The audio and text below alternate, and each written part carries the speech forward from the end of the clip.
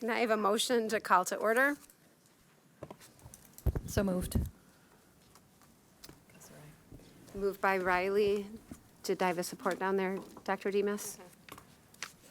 Supported by Demas. Can I roll call?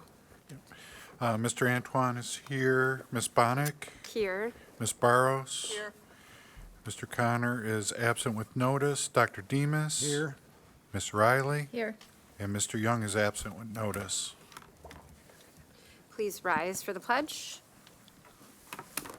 Pledge allegiance to the flag of the United States of America and to the republic for which it stands, one nation, under God, indivisible, with liberty and justice for all.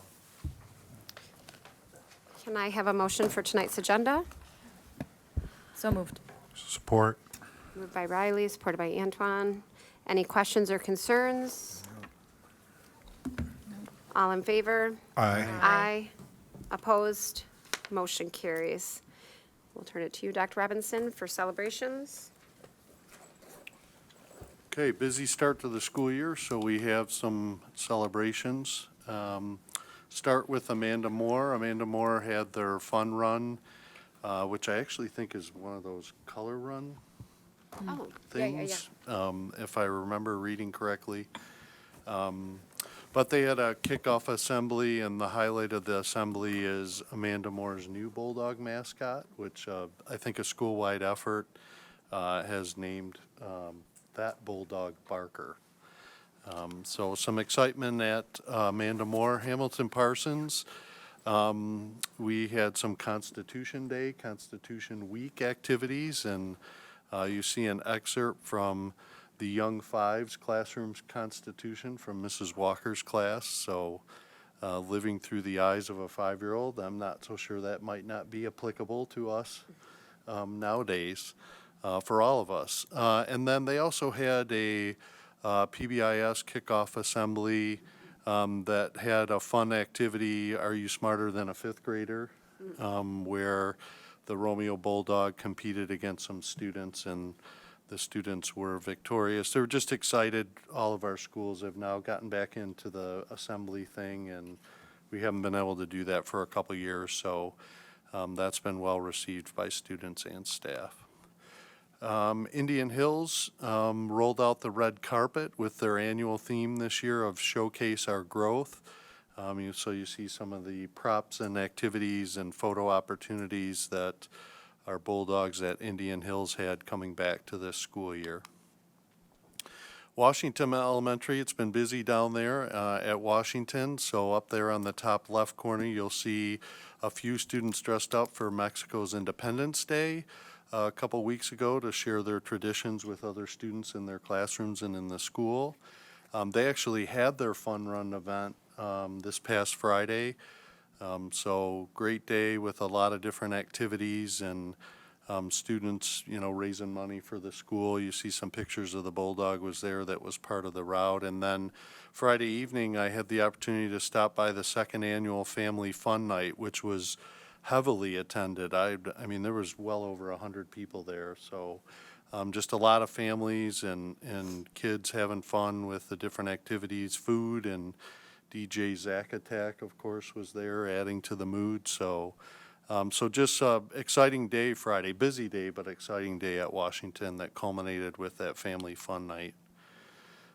Circling back, actually, it's been about a month or so, but we know we've seen this dance clinic that goes on each year, and they actually, this year, the Romeo dance team held the clinic for kindergarten through fifth graders prior to the start of the school year in conjunction with our first home football game. We had that condensed schedule of those 3 games in a row and then a break, and now it's homecoming, so they just jumped on it this year and held it before the start of school. So you see some pictures of them practicing, and then the performance at halftime that night, and we had 85 students participate in this year's clinic. So fun thing each year, and their shirts and that were all really cute. So thank you to the dance team for that.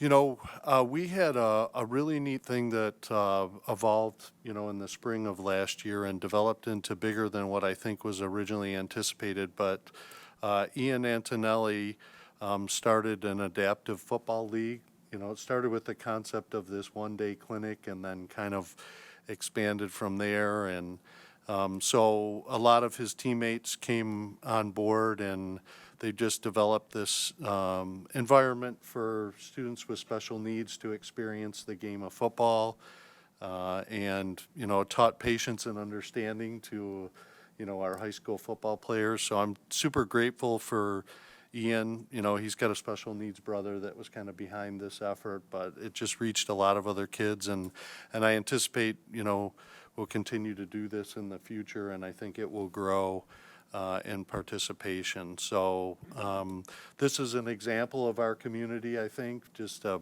perfect example. So grateful to these football players and Ian's vision to bring this to students with special needs in our community and beyond.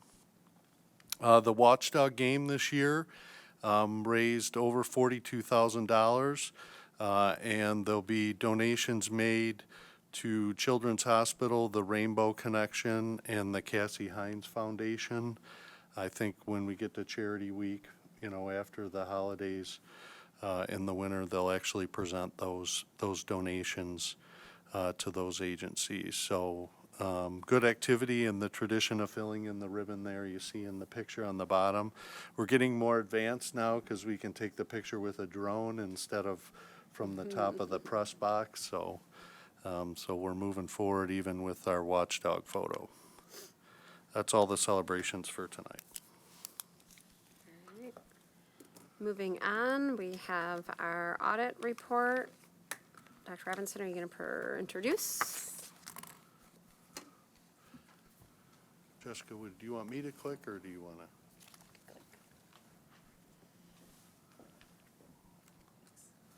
So Jessica Rolfe is here from Yo and Yo to give us our annual audit report. Audit was completed back the second part of the summer, and she's here tonight to share an overview of this with the board. So good evening. As he mentioned, my name's Jessica. We're here tonight to go through the results of the June 30th, 22 financial statement audit.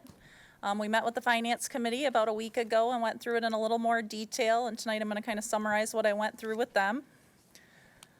The first slide here is our opinion. So this is what we're hired to do, is to give an opinion on your financial statements. You had an unmodified opinion again this year, which is the best opinion you can have. It's the highest level of assurance. It means that the financial records are fairly stated and presented, that they're in accordance with the standards that they should be, and that they're free of any material misstatements. The first slide here shows all your governmental funds. It's your balance sheet, shows all the assets, liabilities, and fund balance of the school district. I'm going to focus mostly on general fund as your main operational fund, but I'll mention you have the 2 facility bond funds there, so those are the larger bonds being done for projects. And then non-major governmental funds are all the other funds such as food service, debt, student activities, other capital projects, sinking funds. So that kind of collects all those other smaller funds. If we look at general fund this year, we had assets about $18.6 million. That was up from last year about 3.2, mainly due to additional state aid revenue coming in this year. Liabilities were at $9.4 million, up a little over $1 million from last year. Salaries have increased due to steps and ESSER funding and all those things, and that's the main increase is that salary accrual at the end of the year resulting from that. Fund balance ended up at about $9.2 million. That's an increase from $1.7 million from last year, and we'll talk about that a little more as we get to the next slide. Next up here, your statement of revenues, expenses, and changes in fund balance. You'll see that general fund revenue was about $63.9 million, up about $4 million from last year. Again, almost all of that's due to additional state aid of $3.9 million this year. Expenditures were $62.2 million, up a little over $5 million from last year. Obviously, a lot of different things go into that number, but kind of the bigger ones that stood out are your step increases, FTE increases. There was some more capital outlay this year. And obviously, with being in person for the full year, expenses have gone up for things like repairs and maintenance, fuel and oil, and those inflation costs as well. So again, kind of the important line to look at here is that change in fund balance line. So general fund, we increased fund balance by $1.7 million. As you look across, you'll see the 2020 facility bond fund, that was down about $7 million, which makes sense. We're going to continue to use those funds for projects, so that will decrease over time. And then we added a new bond this year, the 2022 facility bond. So we had a large increase in fund balance for that of almost $60 million, which will again decrease over time as those projects start. Next up here, we compare your general fund budget to what was actual. You can see what you originally budgeted for almost a $700,000 loss. Your final budget was a $700,000 gain, and then actual was actually $1.7 million. A lot of people ask, well, why is that so far off, our actual versus what we budgeted? With all the one-time ESSER funding, I've seen at every single district, that we were conservative. You're still figuring out how you're going to spend that money, what you're going to spend it on, and everyone's kind of conservative with that budget, knowing how those expenses are going to flow through. Next up here, we have a slide that just breaks out your revenue by source. I mentioned a few times that state aid increased this year, and you can also see that that's the largest pool of money that the school district's getting. It was up about 1% from last year, but overall, all the buckets were pretty consistent. Same thing for general fund expenditures, broken out by the different types. Salaries and benefits, obviously the biggest cost for any district. About the same amount as last year. All those expenses were pretty consistent within 1%. Next, we look at revenues and expenditures on a per pupil basis. So you'll see you're getting a lot of one-time federal funding for ESSER and other things. But you can see that that graph continues to trend up with revenues and expenses together. So that means we're spending those funds on students, where it's not being used to grow our fund balance. And we also closed that gap a little bit. You can see last year the difference between the revenues and expenses was a little larger, where this year that was a little closer. Next, we look at the enrollment trend. You can see over the last 4 years it's really been pretty consistent. So no major fluctuations up or down in that regard. This is an important slide that a lot of districts look at, and it's your general fund balance as a percentage of expenditures. Right now you're at about 14.74%, so a little increase from last year. MDE typically recommends around 15%, so you're right in that range of where you should be. You can see it's probably the highest you guys have been in the past years, but that makes sense. Times are good right now for the education. You're getting a lot of one-time funding, a lot of ESSER funding, so it makes sense that that fund balance number would be a little higher than it has in the past. Next up, we have your bond progress. So you have a couple facility bonds. You can see the 2016 bond is pretty much complete. We did do a bond audit last year for that and had no issues. The 2020 facility bond is in progress, about halfway, a little over halfway done. And then the 2022 bond, which I mentioned, is the new one. So we'll start to spend that as that 2020 bond, it gets closer to being completed. So the next slides talk more about our results. We audit your financial statement numbers, which is everything we just talked about. The important thing there is if we have any findings. We had no findings this year in relation to the financial statements. If you remember last year, we did have one finding that related to some sinking fund accounts payable, and that was resolved this year. We had no issues with that again. Next up, we also do an audit of your federal dollars. So I mentioned a few times there's a lot of money coming into the district that's federal. We audit those funds. The two programs we audited this year was the Special Education Cluster and the Education Stabilization Funds, which is ESSER. We had an unmodified clean opinion for the single audit. And again, we had no findings in relation to those programs that we tested. The last thing that we're required to give you, and it's in front of you, but I summarized it here, is a governance letter. It talks about anything else that we think you should know about your statements that isn't presented in those. It also tells you if we have any recommendations for the year. So these are things that we think could use improvement, but they aren't significant enough to warrant a finding. The one thing we let you know is if we had any journal entries we did not post. There was one related to fixed assets. There were a couple construction in progress invoices that were actually double counted in the construction in progress balance last year. And there was one project that probably should have been capitalized last year and wasn't. So we ran those through this year. They weren't significant by any means, but we have to let you know if we didn't post an entry, we don't want to go back and restate last year if it's not significant, obviously. We let you know if we adopt any new standards. So one standard that's been pretty big, and we've been talking about it for years, is leases. We did adopt that standard. You didn't really have much in terms of leases, so it didn't result in any big number changes on your financial statements, so I didn't have to point those out. Upcoming standards, there's one big one coming next year, and it's similar to leases. It's subscription-based IT arrangements. So any sort of cloud-based software will now have to get put on your books as an asset and a liability as well. So it's treated similar to leases. So collecting that data, figuring out what those items are, and we'll have to record them next year on the books. Last up, we did have 2 recommendations. The first one we're kind of required to put in the letter because MDE is going to look for it. Your food service fund balance is too high. It's supposed to be 3 months average expenditures. I've had this comment at every district I've gone to this year. A couple years of free lunches has really increased that fund balance number. So hopefully over the next year that'll start to come back down. Submitting policy, or you have to submit a spending policy with MDE, how you're going to use that fund balance. So I know Vicki will take care of that. The other one here is documentation of cash accounts. So we looked at your cash collections for food service. We noted that there's a second person counting drawers, but they're not signing off, indicating they're doing so. So there's really no physical evidence that that's taking place. So we just had a recommendation that that be documented a little better so we could prove that. Future challenges, so these are things that should just be forefront of your mind as you guys are making decisions as a board this year. Obviously, spending and compliance related to state and federal funding. There's a lot of ESSER money coming through, how to spend it, what to do with it, making those plans ahead of time, looking at the legacy costs of some of those decisions as well when that funding goes away in the future.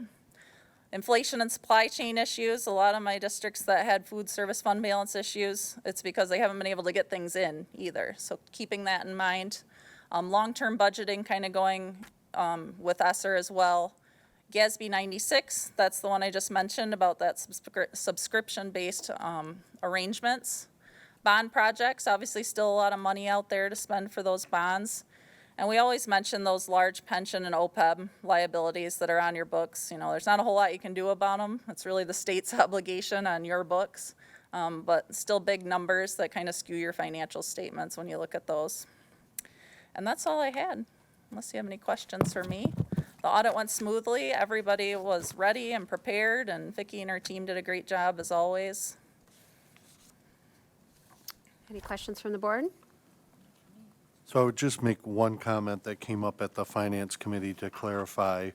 We note in the audit report the 2020 bond. Right. It really is the second series of the 2016 bond. So Correct. there wasn't another bond passed in between 16 and 21. It was just the issuing of the second series of dollars, just to clarify for anyone here tonight or might see the meeting recording in the future. And I thought too, a clarification, and you could probably speak to it better than I, it looks like we haven't done any progress, quote unquote, but really in the 2022 bond, most of that is the behind the scenes and the planning and the prep before we have big expenditures. All right, moving on. Can I have a motion for consent action? So moved. Thank you very much. Support. Moved by Riley's, supported by Barrows. Any questions or concerns? All in favor? Aye. Opposed? Motion carries. We're up to informational updates and new business, communications. Dr. Robinson? So there was a couple of thank you cards to the board, I think you saw, and then there was a letter from Christine Milzan, village president, in regard to the information we had talked briefly about at the last meeting and information that to bring back. So I do have a portion of my superintendent's report that, the board can have any discussion they want on that. And I think that was it for communications. Committee reports, finance? Yeah, so we met last Monday, and again, we received a presentation that Jessica Rolfe just presented here. We received that and we heard that. And then also we were presented information about Michigan class investment. And Vicki had informed us that Baker Tilly, the CPA firm that is handling the 2021 bond, suggested that this might be an investment option that we might want to look into as a higher earning liquid account. So actually have cash more accessible if we need it during some of these bond projects, related projects.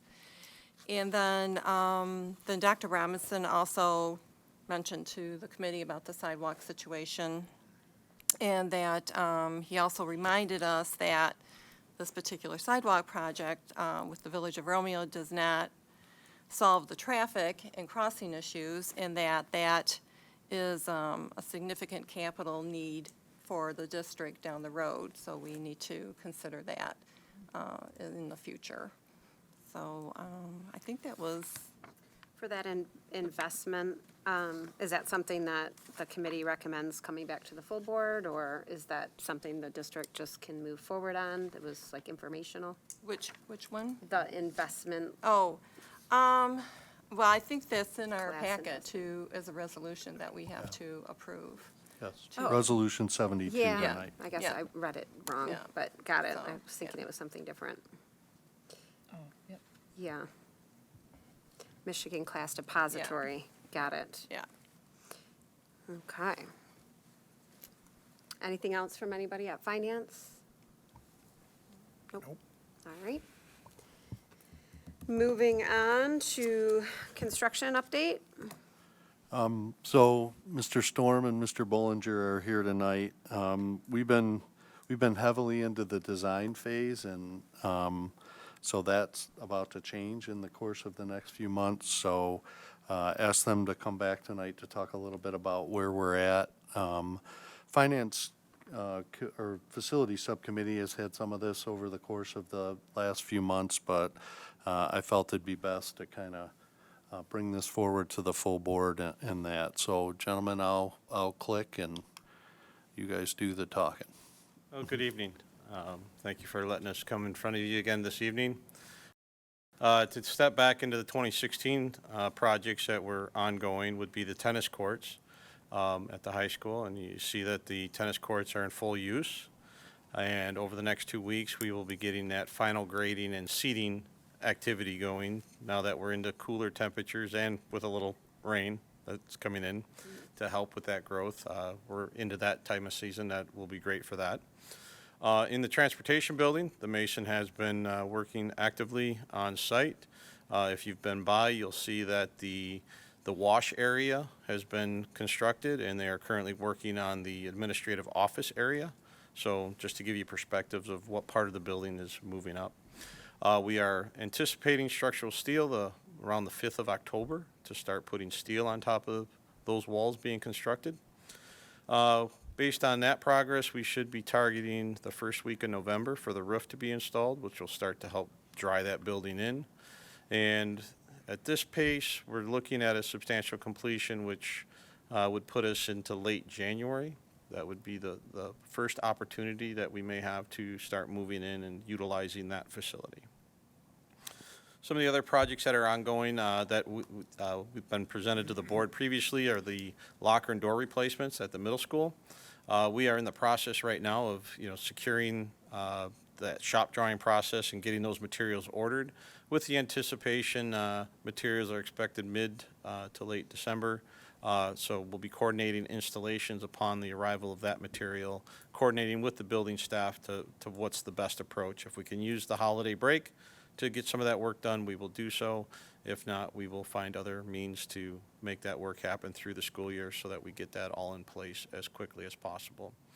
And then the district-wide control upgrades, that is in progress. We are working through trying to address the higher priority areas and then moving through those buildings and getting those converted over to the new controls.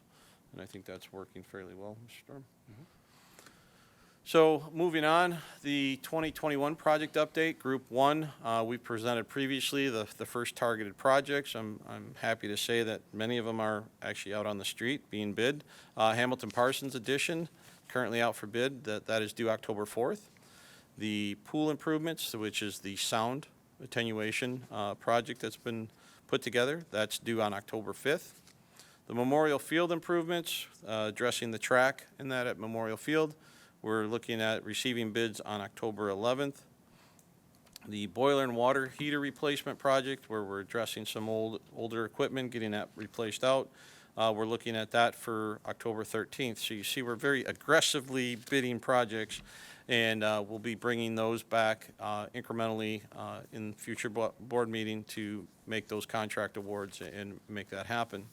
On the other ones, I've given you the indications that Indian Hills Edition, we have received the drawings from the architect. The Barton Mala team is putting that project together, and that will be on the street soon. And then the middle school cafeteria, we're projected to receive those from the architect towards the end of October here. And then the Croswell ECC addition and renovations, we're looking at November 11th when Barton Mala would receive those, and then we will go out to bid. That will then lead us into the next slide, which then starts to give you an idea of when we should have those in front of the board for recommendation and award of contract.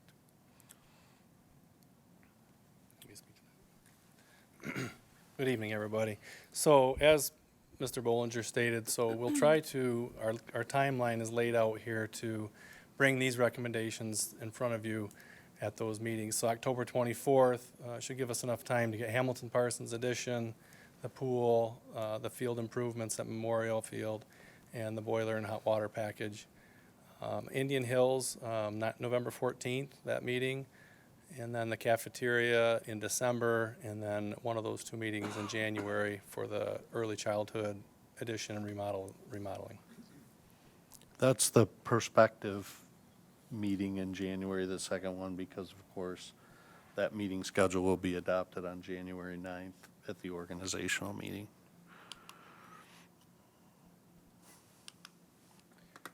So just a quick facilities update that kind of ties into that. The administration building controls, we previously had awarded the contract for district-wide controls, and we left that building off. Maybe a little oversight on our part, but it was running pretty smoothly, and we wanted to focus on school buildings to control those first.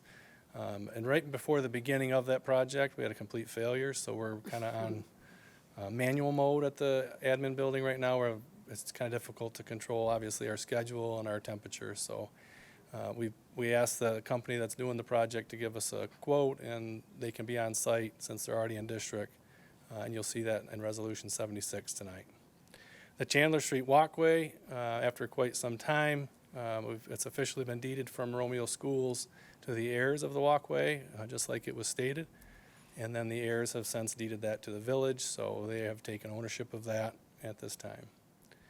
And our two-way radio network project has been ongoing for some time. We've brought in MCA and IDS to help us put that together. We've had several meetings, and our next meeting is on October 6th, and we're looking for the vendor to bring out some different radios for us to look at as they continue to put that package together. So that's been mentioned under safety updates, but I wanted to, we've made some good progress. I think we're finally on the way.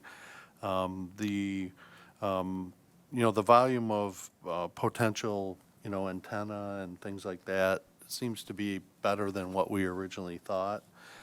So we're trying to leverage, any possibilities we can to not have to do as much of the infrastructure. But a big component of this, of course, will also be the radios.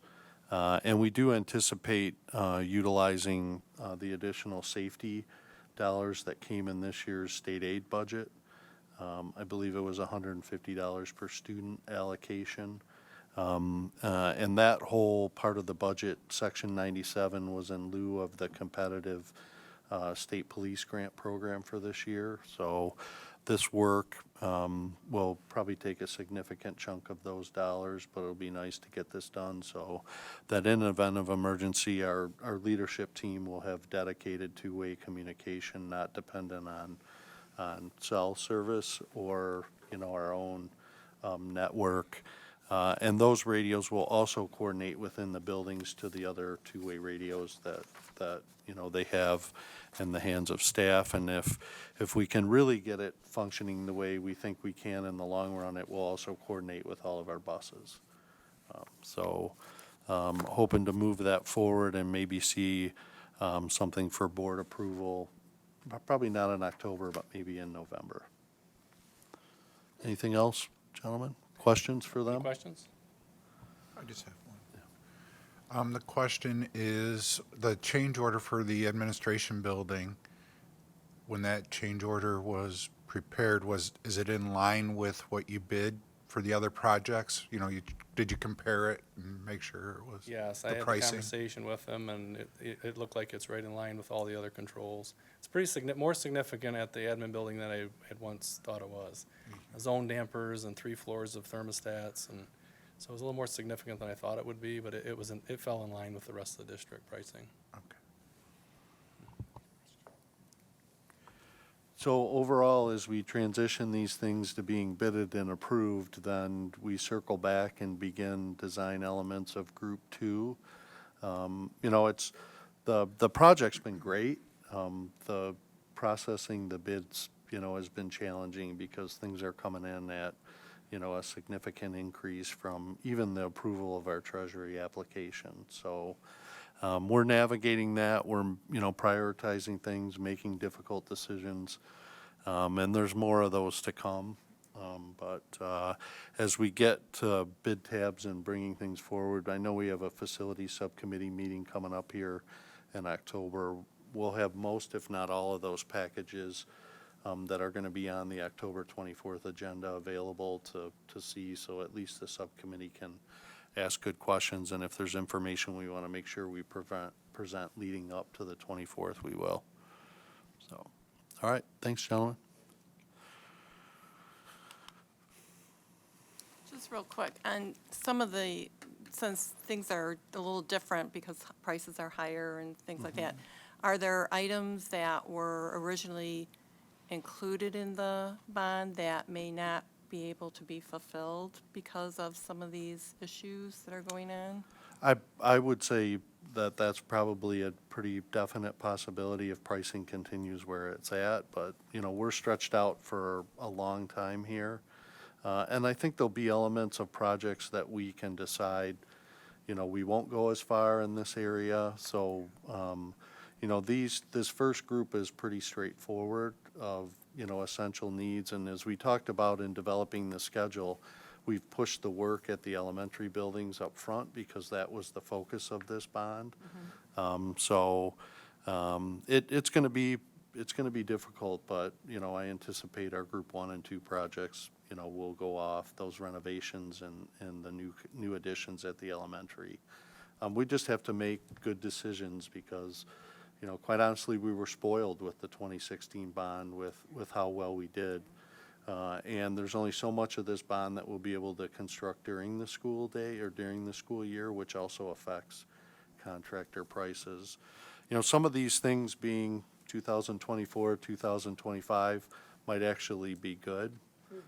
You know, talking to other superintendents in the Tri-County area, there's districts that just literally had to not do any construction this last summer that was planned, and they've moved their projects to 2023 just because of supply chain issues, the labor issues and that. So, so we'll present those and we'll make sure that the board understands what those things are as we come forward. All right, Mrs. McFarland. Thank you, Dr. Robinson. So we haven't talked about ESSER in a while, so I'm back at it for you. If you remember, I presented something at the end of June, which was our learning plan for this coming school year.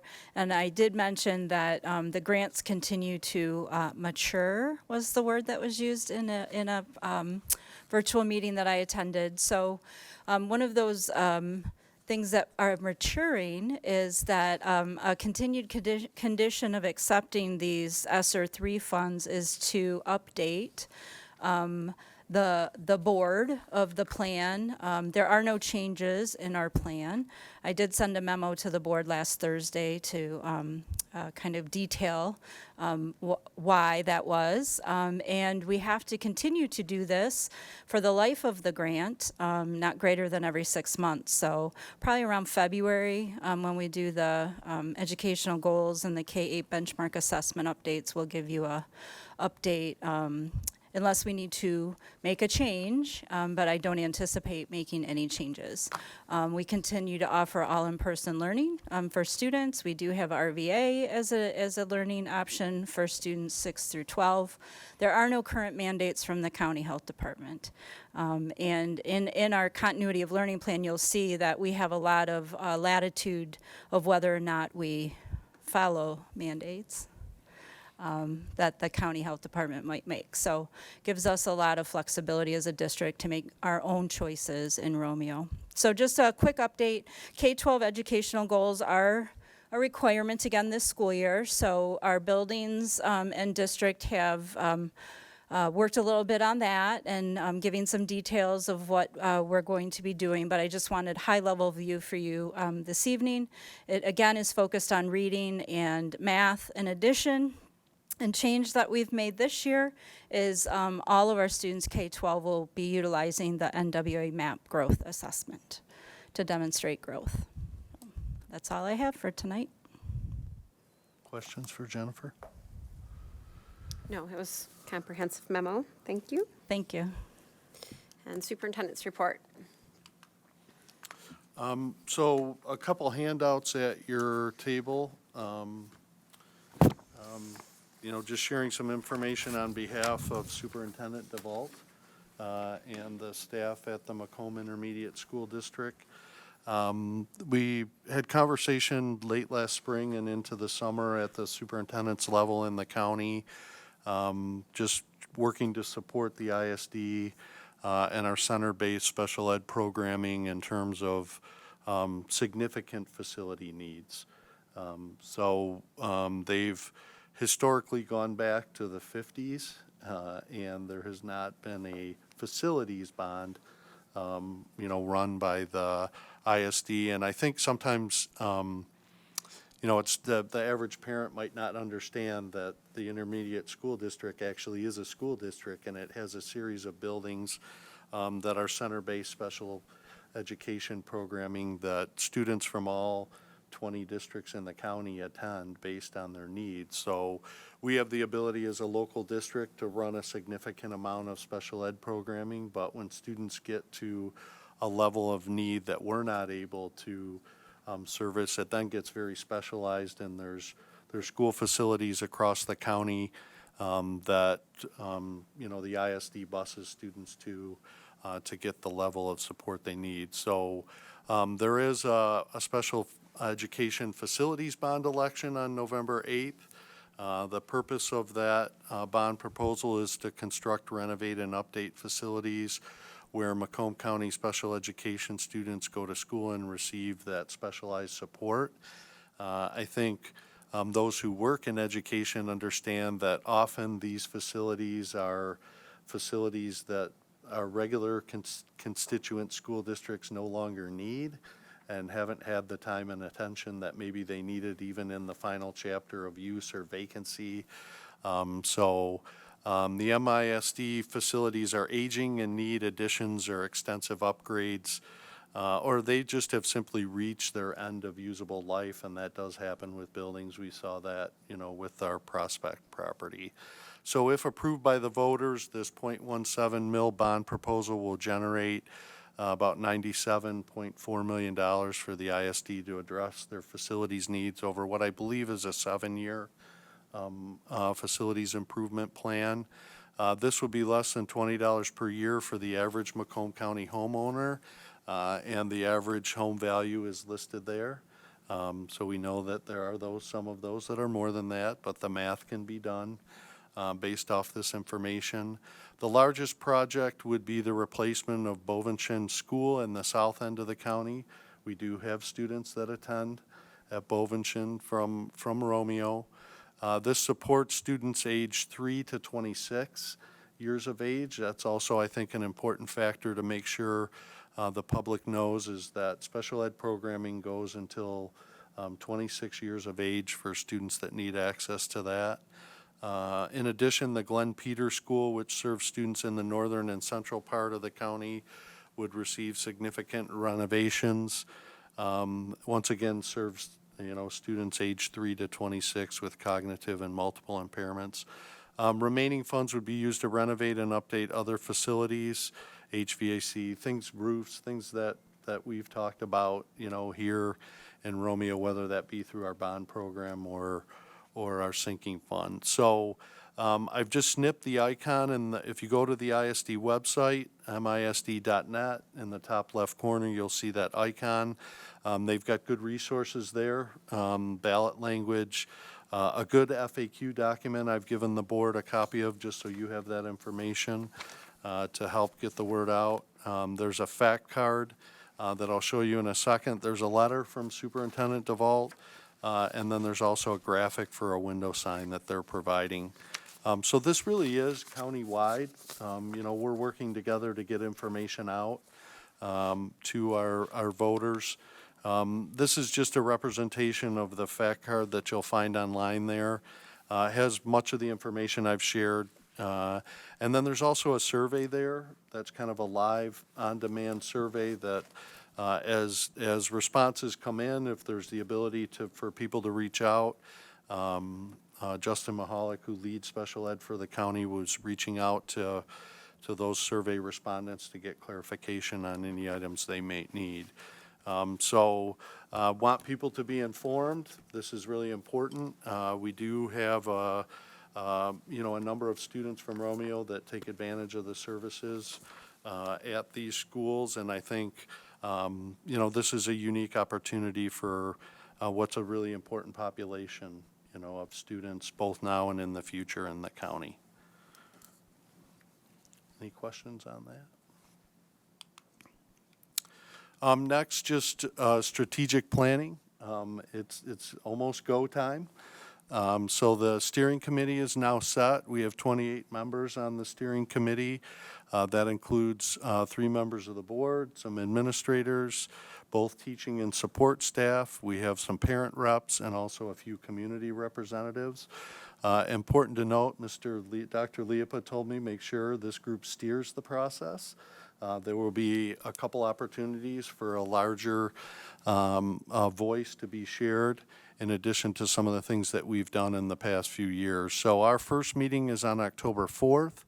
We'll actually be meeting here in the collaborative space at the 9th Grade Academy. Then we have scheduled meetings on October 25th and November 29th as we work through the process. We've held a couple additional dates for the possibility of some subcommittee work, or if we need more time with the full committee together, we have those spaced out in between.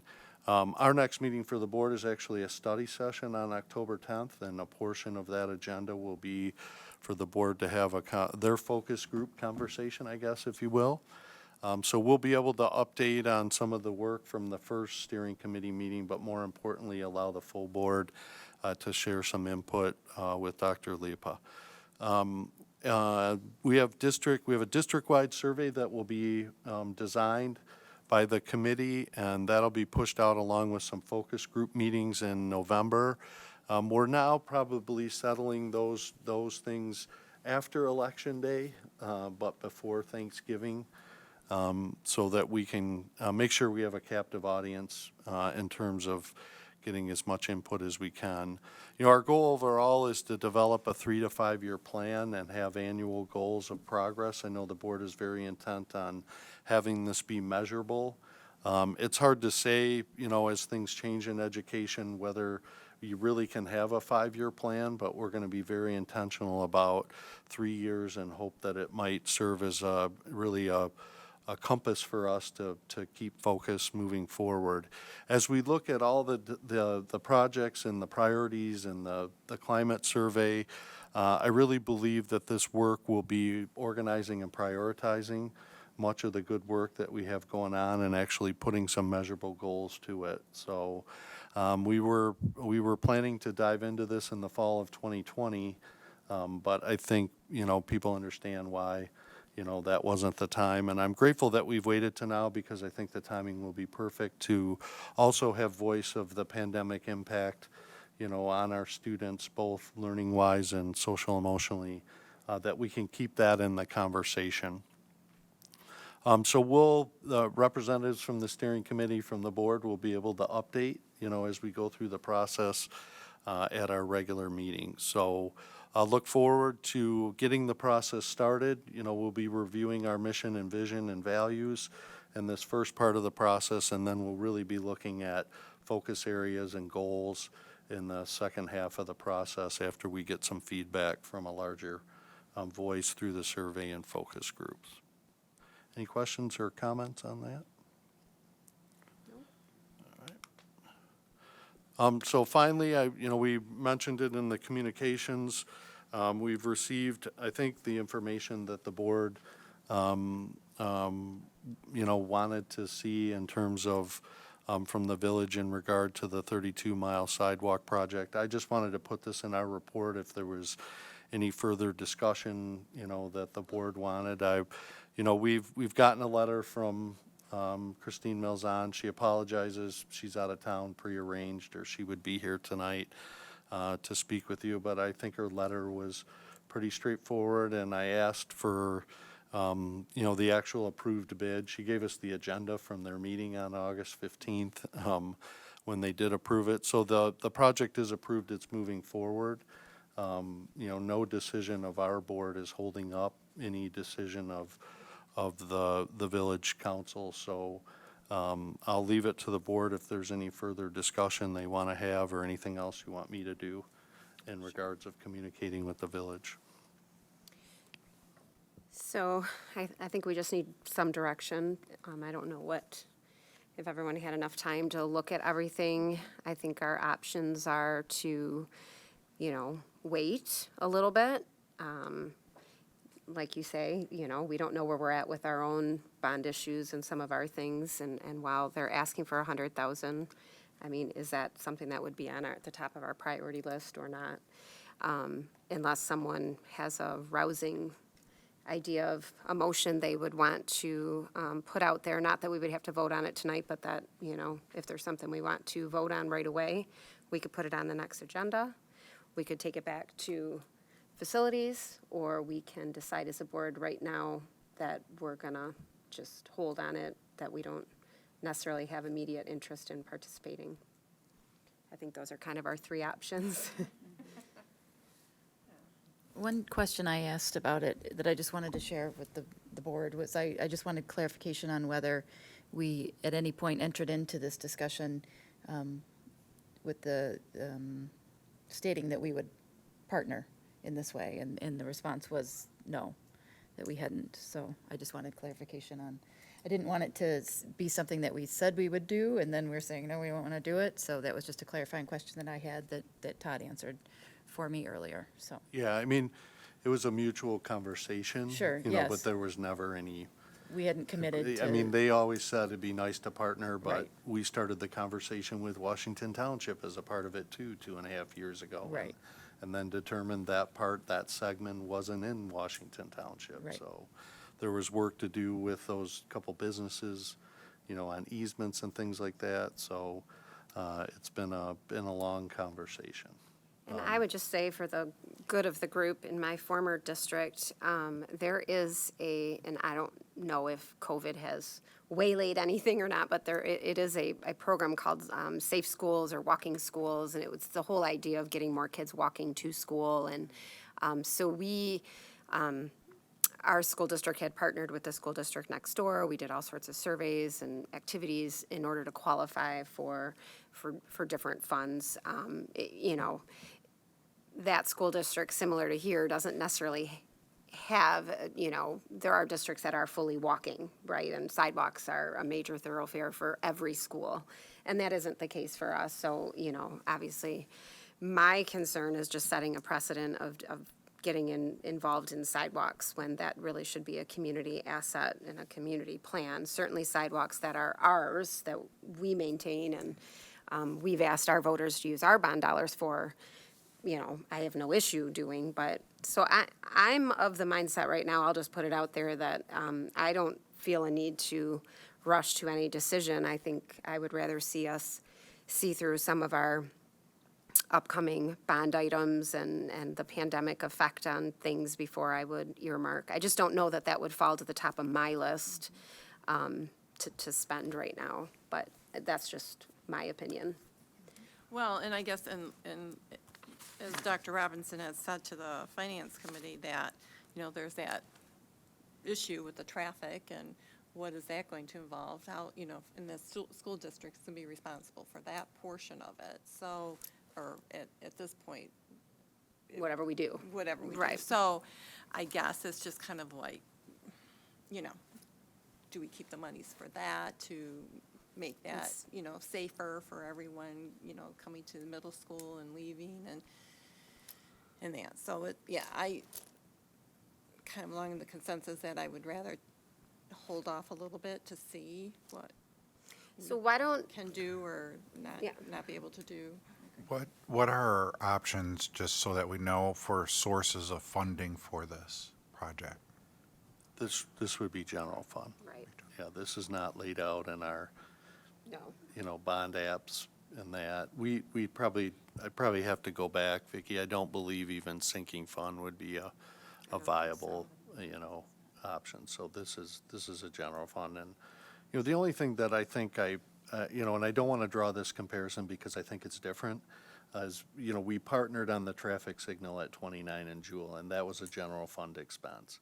Even though we were in the middle of a bond and we had sinking fund dollars, it was very clear but outside of that, in my time in the district, that would be the only thing that I think could even remotely be compared to this situation. And so I think why I'm more hesitant or feel a little pause is important. The traffic light one was a clear and evident, if we put it in, this was the result that we knew we were going to get.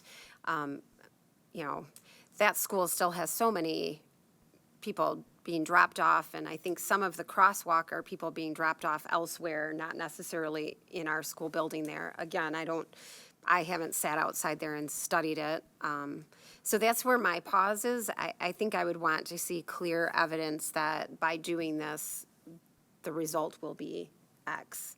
This many people are using that area to walk and blah, blah, blah. And I think I'm just fuzzy on it. I don't. I agree with that. I agree with you. So I think it would be To safe. clarify our finance committee conversation, we had a conversation about, does this solve the access to the school issue? It solves students getting up 32 Mile on a sidewalk. We're still into that on-site. What do we have to do on our side of 32 Mile Road to improve traffic flow and also create a better crossing location? And so I shared with the finance, I don't believe that our crosswalk problem is solved with project. I think we're going to have significant, needs to figure out how to reconfigure sidewalks. Is there a reconfiguration of the bus loop? We still have our issues with access across 32 for our walkers, and currently even access across the traffic light on our property to get students who might be walking on the north side of 32 Mile. So would it be fair to say that the board would want to pause a little bit longer and give administration time to continue problem solving there, and when you're ready to, bring kind of an update as to some problem solving solutions, we could look at it at that time? Yeah, I that's think fine. that's good, when we have a better idea of what expenses are gonna be incurred with fixing the other things that we need to fix, like you said. We do have a meeting with representatives from county roads and the county deputy executive, I think the week after next, to not only talk about 32 Mile, but talk about 29 Mile and Van Dyke in front of Washington and Jewel Road and high school, dismissal more than arrival. So our egress and traffic flow issues, as we know from the climate survey, are big. So we're trying to figure out within, the provisions of the Division of Roads that what we actually can do. Because sometimes we think we can apply a solution we see somewhere else, and they're like, no, that road doesn't have this, Right. or that road doesn't have that. Proper clearance. And we're landlocked by easements as well. So we're in the process of, we heard that, so we want to respond to that. The board knows that, but what our ability to respond is, and then what type of expenditure. When you start widening roads and things like that, it's millions of dollars, not thousands of dollars. So we just got to figure out where we're at, I think, with a bigger picture. A sort of related question, do we have any sense, Todd, of are there more kids busing this year than past? Yeah, We they don't were have a doing sense of their that. count, I think, this week. Okay. So they kind of do a ridership or bus census account as Okay. part of their normal practice. And, it's up, how much it's up, and I think a solid 5 or 6 week, period of time.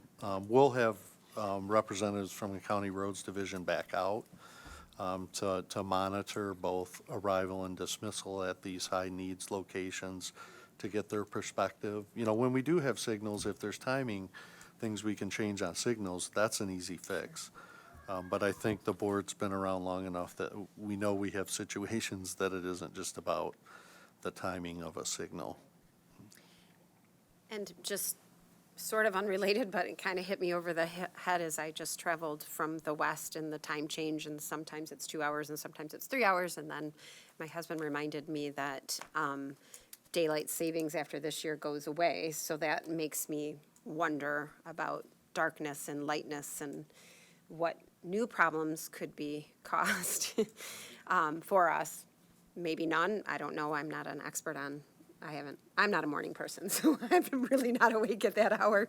But for others, I think that's gonna be, is suddenly lighting gonna be something we have to think more about too, so.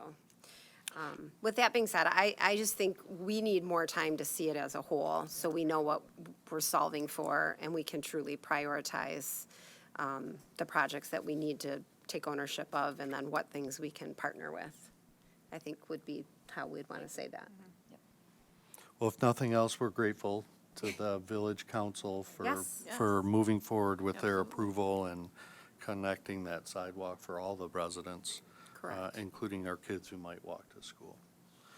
So it sounds like concrete work probably this fall, but then lead times and things, the actual lighting part of that proposal probably won't be until spring. So we have some time.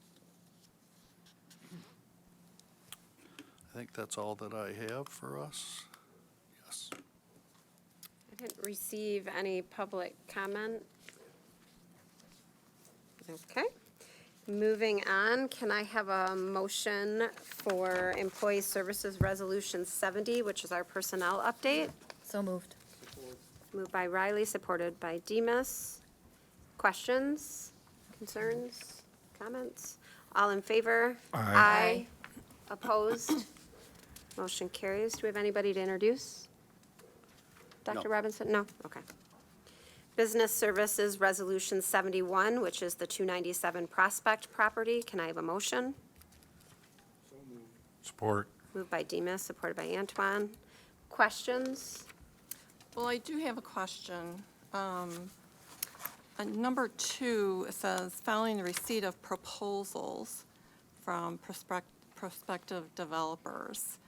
What does that mean? That we would be receiving actual, Are you saying phase 2? What part are you looking at? on page 2 of the resolution, Okay. number 2, Number 2. following the receipt of Following the receipt of the proposals proposals from prospective developers, any recommendation to accept an offer, purchase, et cetera, will be brought back before the Board of Education. So we're not making any agreement to do anything today other than get the proposals and do the process. But what is it, the proposal? I guess that's my question. Are developers going to be giving like their plans Yeah. for the property. But remember, leading up to that, there's going to be a very specific plan that they can give. They're, you know what I mean, they're going to do all the meetings and everything that they talked about during our last meeting, During the Right. closed session. Right. right? So it's not an open-ended, it's not like you're going to say there could be a X and a Y and a Z. I mean, all of them will be a version of X, I guess. Well, I guess my concern is that the developers understand that the school board and school district cannot approve their plan. Because we can't, because I talked to Cindy Wilson with the building department for the Village of Romeo, and she said that they have the authority to approve whatever plan. Remember, they're going to be part of the onset of what gets written, so the proposals meet that to begin with. Right, I don't want potential developers to think that we're approving their plan, because we don't have that authority. All we can do is accept the offer to purchase. To sell, Right. yes. So the Village of Romeo and the residents, that's their authority to approve Correct. that proposal. So that's kind of it was a little, I don't know. It's Fuzzy. a little fuzzy. Find the Because receipt of the I have proposals a from the legal perspective. concern Any there that recommendation. a developer says, oh, but the school board of Romeo, they approved my plan, so therefore I should be able to do this. Yeah, but And if you read this, so- any recommendation to accept an offer will be brought back to the Okay. school board. It So I- doesn't say that it's the proposal. Right. It says that any recommendation to do it comes back to us to say, we accept that or not. It's not the If plan, we- it's the if we- selling. If I don't remember what phase it is, but I know it's in one of the phase 3 or phase 4. Right. That committee, that reviews the RFPs will disallow any RFP that doesn't meet zoning requirements. Although it still isn't our approval. They still have to go through. You can own it and not get approved to do a thing with it if you don't meet the zoning requirements, so.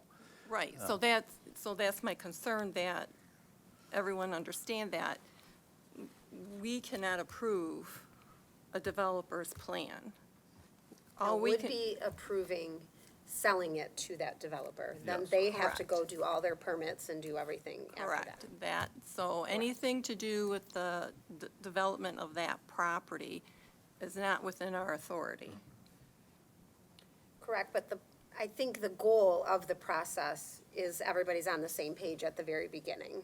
So it would be no bait and switch type situation. We know in good faith what we're selling to, and then if they say, well, it can't be red paint, but it has to be yellow paint, that's somebody else deciding that. But even that, all we're selling is the property.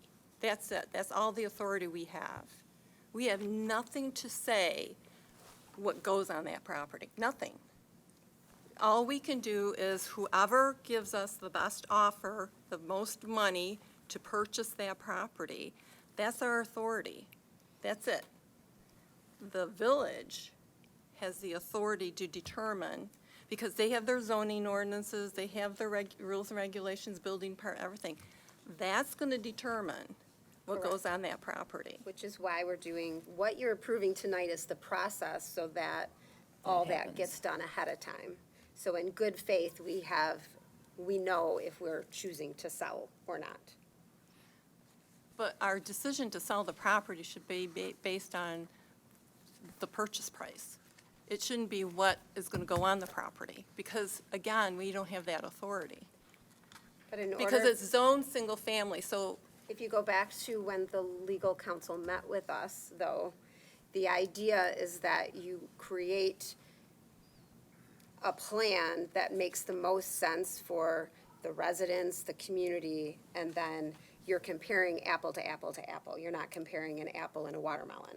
So the idea is everybody's on the same page of what can be there and what the plan would be. All the sellers are presenting pretty much the same. You're right, then we decide on the purchase price which one we want to accept. You're right.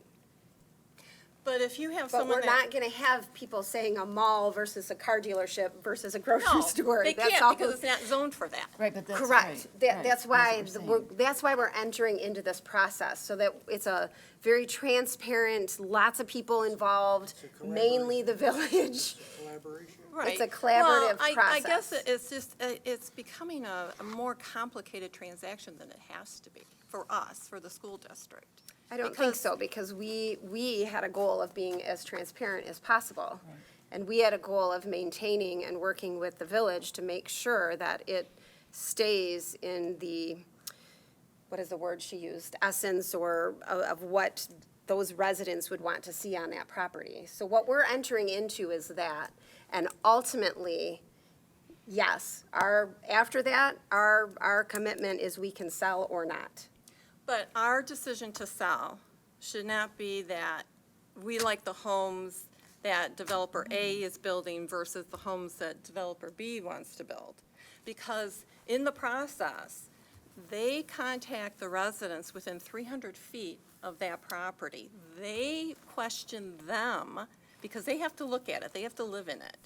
So, but what we're voting We on don't. tonight is this process. Right. How you vote later on down the road is your choice, but what you're voting on tonight is the process that is transparent and collaborative and trying to get a very clear and concise plan for us to decide that we want to sell or we don't want to sell. You're absolutely right on the other part, but that's not what tonight is about. Tonight is about the process in good faith, getting it. And I think, as they mentioned, this is, I mean, historically, they have done work in tons of communities.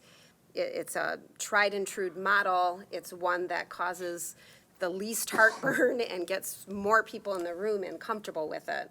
I disagree with you on the point that we're making it harder than it has to be. I, for one, am not a realtor. I don't want to go out and knock on doors and ask people what they want there. That's all being done. And so it's the process. That's all you're voting on tonight, is the process. Okay. Yep. Anybody else have questions? All right. All in favor? Aye. Opposed? Motion carries. Business Services Resolution 72, which is the Michigan Class Depository. This is the investment one. Motion. Moved by Antoine. Support by Demus. Questions or concerns? All in favor? Aye. Oppose? Motion carries. The next one is Business Services Resolution 73, which is the annual financial audit. Motion. Moved by Antoine. Support by Demus. Support by Demus. Questions or concerns? All in favor? Aye. Opposed? Motion carries. The next one is Facilities Resolution 74, which is the operations equipment, the delivery of a vehicle. Delivery vehicle, not delivery of a vehicle. Delivery of a delivery vehicle. Yeah. I support that. Okay, supported by Riley. Moved by Demus. Moved by Demus, supported by Riley. Questions, concerns? All in favor? Aye. Opposed? Motion carries. Facilities Resolution 75 is the operations equipment, a scissor lift. Can I have a motion? So moved. Moved by Riley, Support. support by Barrows. All in favor, or questions? All in favor? Aye. Opposed? Motion carries. Facilities Resolution 76, which is the HVAC controls project. It was the change order discussed this evening. Motion. Moved by Antoine, supported by Riley. Questions? All in favor? Aye. Opposed? Motion carries. Facilities Resolution 77, which is the roofing project for summer of 2023. Moved by Support. Demus, supported by Riley. Any questions? You staying up on this? Oh, yeah, yeah. All in favor? Aye. Opposed? Motion carries. The next one is Facilities Resolution 78, which is the DTE easement at the transportation facility. Can I have a motion? So moved. Moved by Barrows, Support. support by Antoine. Questions? All in favor? Aye. Aye. Opposed? Motion carries. The next one is the Employee Services Resolution 79, which is the board policy update. And they were all in our packet. Moved by Demus. Support. Supported by Antoine. Any questions? All in favor? Aye. Aye. Opposed? Motion carried. Board discussion for the good of the district. Happy homecoming. Yep, happy homecoming week. Tonight's powder puff. You're here, and did it start at 7 or 6? I think 6. No. 7:15. 7:15? Oh. Okay, so you still time to make it. I just want the board to know that I am working out of town on the 10th, so I won't be at the October 10th board meeting. If it's okay with the board, I would like to be able to be on phone for at least the strategic planning part. But that's, you guys can decide if that's okay, just for me to hear in, listen, just, I think it's an important task. And I can't get out of work, so. Any other, for the good of the district? Public comment? Still see none? Can I have a motion to adjourn? So moved. Moved by Riley, supported by Demus. All in favor? Aye. Aye. Opposed? Motion carries.